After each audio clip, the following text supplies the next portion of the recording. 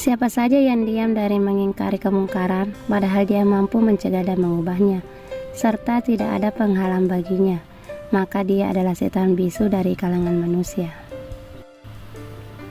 Anda manusia atau iblis? Aku tahu konsekuensinya jika menentang Nasran. Jika besok sudah tidak bernyawa, aku tidak heran. Tapi rasa kemanusiaanku mengatakan bahwa membunuh orang bukanlah sikap yang bisa diampuni. Katakanlah yang kulakukan saat ini adalah hal yang gila. Di saat semuanya tutup mulut, seolah terkunci karena takut mengalami hal yang sama. Mata dibuat buta dengan kejadian di hadapan masing-masing. Telinga tuli dengan apa yang mereka dengar. Dan aku seolah tidak peduli dan membuka mata serta telinga lebar-lebar. Ada, lo bisa mati dibunuh Pak Bos. Yani mengatakan itu dengan suara sangat pelan, berbisik lebih tepatnya. Aku tidak peduli dengan tatapan malas para karyawan di sini. Dari tatapan mereka, seperti mengucapkan bela sungkawa padaku, sebelum akhirnya aku tidak mampu berdiri di bumi ini lagi. Aku tidak pernah takut dengan apapun di dunia ini selain Allah. Toh, dia juga manusia. Apa yang perlu ditakutkan? Nyawa setiap manusia berada di tangan Allah, bukan manusia iblis itu. Emang sebab apa dia sampai bisa melawan takdirnya? Sorot mata coklat muda itu seperti membunuh, menghunus dan siap-siap mengantarkanku ke alam lain. Aku justru menatap balik tanpa gentar sekalipun. Tatapan kami seolah saling mematikan satu sama lain. Ada sebuah ungkapan Inggris mengatakan, "Enough for evil to thrive when the good people do nothing." Arti dari ungkapan itu adalah, cukuplah kejahatan itu akan merajalela ketika orang-orang baik tidak melakukan apa-apa. Dalam Islam, seruan kepada kebaikan dan larangan dari kejahatan atau keburukan menjadi salah satu fondasinya. Bahkan ada yang mengatakan, seandainya ada rukun Islam yang keenam, maka amar ma'ruf dan nahi mungkar adalah rukunnya yang keenam. Dalam sebuah hadis diceritakan bahwa suatu ketika Allah memerintahkan malaikat untuk menghancurkan sebuah kota atau kampung karya. Setibanya di kampung itu, sang malaikat ternyata menemukan ada seorang yang saleh, yang kerjanya hanya beribadah dan berzikir. Malaikat pun menjadi ragu melakukan perintah Allah itu. Maka dia kembali menyampaikan kepada Allah bahwa ada seseorang yang ahli ibadah dan zikir di kampung itu. Kalau kampung itu dihancurkan, maka dia akan ikut jadi korban. Mengejutkan, Allah ternyata berkata kepada sang malaikat, "Hancurkanlah dulu orang itu." Karena dia sadar akan agama dan Tuhan, tapi tak peduli dengan berbagai kejahatan dan dosa di kampung itu. Di tengah dunia yang penuh gonggangan dan fitnah saat ini, kewajiban mendasar Islam ini perlu diambil secara serius. Diam di hadapan kemungkaran sejatinya adalah kemungkaran itu sendiri. Diam di hadapan pelaku kemungkaran adalah melakukan kemungkaran tersendiri. Berbagai kezaliman dan ketidakadilan yang tidak saja tanpa malu-malu dipertontonkan, kezaliman dan kesemena-menaan sebagian orang saat ini bahkan direkayasa diputar balik seolah kebaikan. Menzalimi orang lain tidak jarang dijuluki dengan menjaga keamanan, kedamaian dan stabilitas. Intinya adalah semua orang yang ada setitik cahaya iman di dadanya wajib menyampaikan resistensi atau penentangan kepada kezaliman dan kesemena-menaan sebagian manusia. Siapapun pelakunya, termasuk mereka yang sedang diamanahi oleh Allah dengan otoritas atau kekuasaan. Sebuah hadis menyatakan, siapa yang melihat kemungkaran di atas kalian, maka hendaklah dirubah dengan tangannya. Jika tidak mampu, maka dengan lisannya.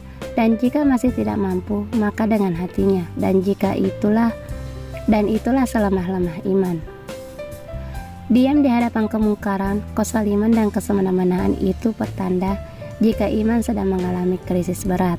Rasanya perlu segera ke bengkel hati sebelum hati mengalami kematiannya. Bahkan lebih jahat lagi orang yang diam di hadapan kemungkaran, kejahatan, kezaliman dan kesemena-menaan itu bagikan setan yang bisu atau setan ahras. Tapi yang lebih berbahaya lagi adalah Ketika diamnya ternyata memang bukti jika hati telah menjadi bagian kolaborasi yang terbangun antara kita dan kejahatan itu. Maklumlah, iblis dan konco-konconya itu cerdas dan membangun networking dan kolaborasi. Kau mau bernasib sama seperti dia? Tanyanya. Suaranya begitu dingin, seolah dari ucapannya itu ingin memakanku hidup-hidup.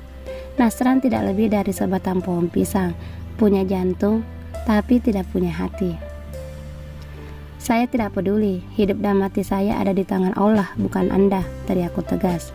Semua mata kembali menyorotiku, melihat dengan kasihan, seolah nyawaku benar-benar akan hilang beberapa menit lagi. Dia mengucapkan seakan mati adalah hal yang mudah, walaupun tampan dan kaya, tapi pria ini tidak lebih baik dari tumpukan kotoran sapi. Keningnya mengerut, seolah penuh tanda tanya. Allah, apa itu? Tanya manusia iblis itu bingung. Aku sudah tidak heran lagi mengapa dia bertanya seperti itu, karena memang dari awal kuperhatikan tidak pernah sekalipun aku melihatnya melakukan ibadah sholat atau apapun. Dan jika memang dia non-Islam, tentu ia juga pasti akan beribadah setiap hari Ahad di gereja. Kalau dia Hindu, tentu akan selalu ibadah di pura. Dan kalau Buddha, pasti akan ke vihara. Tapi nyatanya, yang kulihat dia gila bekerja dan bekerja. Tidak pernah ada tanggal merah di kalender manusia itu. Apa dia ateis? Air mukanya kembali dingin. Buang mereka berdua ke Amazon, atau paling tidak hancurkan keluarganya sehancur-hancurnya. Jangan pernah biarkan dua rakyat jelata ini bahagia. Baik bos. Dadaku naik turun, hatiku mulai tidak tenang. Takut, bukan takut dengannya, tapi takut jika mama ikut menjadi korban. Manusia itu akan melakukan apapun jika ada yang mengusiknya. Dia berjalan namun belum ada 10 langkah, ia berhenti tepat di sampingku. Mulai sekarang kau dipecat. Manusia tak punya hati itu berlalu begitu saja. Ampuni saya pak, kalau saya dipecat bagaimana nasib keluarga saya? Kami benar-benar butuh uang pak. Saya rela bersujud di kaki bapak. Bapak tua itu memegang kaki Nasran, seolah benar-benar tidak punya harga diri. Lepas atau saya bunuh, ancamnya. Sontak perlahan bapak itu melepas tangannya di kaki Nasran dengan tangan gemetar. Kau ikut saya, buang celana saya nanti ke laut. Ternoda karena dipegang rakyat jelata, hardiknya. Jika saja tidak ada iman dalam hati, sudah dari dulu ku hajar pria arogan sepertinya. Saat dua bodyguard suruhan Nasran hendak menyentuhku, sontak aku mengelak dan berteriak. Jangan pernah sentuh saya masih punya kaki untuk pergi dari sini. Ayo pak. Tanganku terulur dan untuk membantu bapak itu. Ia kesulitan berdiri sampai tertatih-tatih untuk berjalan. Kami beranjak dari motor yang sudah menerimaku hanya 1 bulan itu. Tatapan bapak itu kosong, seperti kehilangan harapan hidup. Untung nyawanya masih ada. Bagaimana nasib keluarga saya nanti? Mereka bisa tidak makan jika saya tidak bekerja. Bapak Malang itu terus saja menyesali nasibnya hari ini. Sudah dipecat, tidak dapat pasangan pula. Aku membawanya ke puskesmas terdekat untuk mengobati lukanya. Rasanya aku juga tidak bisa berbuat apa-apa. Membantunya juga harus bagaimana, sedang kondisiku juga lagi sulit. Sekonyong-konyong pesantren milik kakek Adam terbayang di kepalaku. Bapak ini bisa bekerja di sana sebagai satpam atau bekerja di kebun. Kebetulan seminggu yang lalu Om Afnan tengah mencari pekerja. Ide yang bagus, Alda. Aku buru-buru menuliskan alamat pesantren dan memberikannya kepada bapak itu. Besok bapak kesini, insya Allah ada lowongan. Walau gajinya tidak sebesar di Ataya Korps, Pak.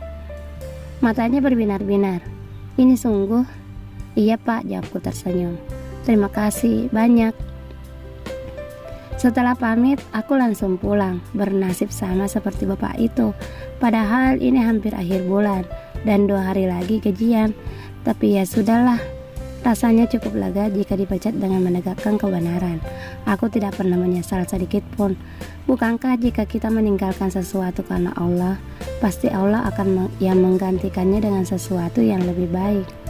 I really believe in promise. Bersambung.